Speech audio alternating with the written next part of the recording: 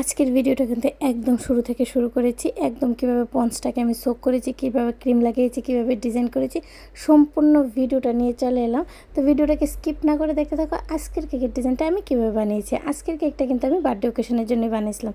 তো আজকের কেকের ডিজাইনটা কিন্তু আমাকে দেওয়া আসলো না, শুধু আমাকে বলা আসলো যে কার্টুন ফেস বানিয়ে দেওয়ার জন্য। তার জন্য কিন্তু আমি কার্টুন ফেসই বানিয়ে দিয়েছি। হ্যালো ফ্রেন্ডস, আশা করি তোমরা সবাই খুব ভালো আছো। আমি অনেকটাই ভালো আছি। তোমাদের সবাইকে জানাই অনেক অনেক স্বাগত। নতুন আরেকটা দিনে নতুন আরেকটা কেকের ভিডিও নিয়ে চলে এলাম আমি পিঙ্কি কেক এন্ড কিচেন থেকে। তো দেখো আমি কিন্তু পুরোটা কেকের মধ্যে কিভাবে স্টেপ বাই স্টেপ একবার সুগার সিরাপ দিয়ে সোক করছি, আবারও ক্রিম লাগিয়ে নিচ্ছি, আর সাইডগুলোতেও কিন্তু ভালো করে ক্রিম লাগিয়ে তারপর আমি ক্রাম কোট করে নেব।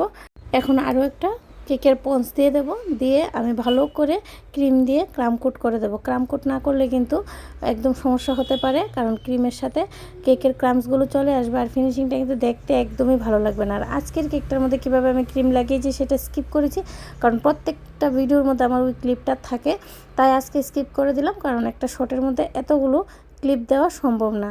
তারপরে কিন্তু আমি সাইডে একটু ডিজাইন করে দিয়েছি, আর এক্সট্রা ক্রিমগুলো ভালো করে সরিয়ে নিয়েছি, আর সুন্দর করে ফিনিশিংটা দিয়ে দিয়েছি।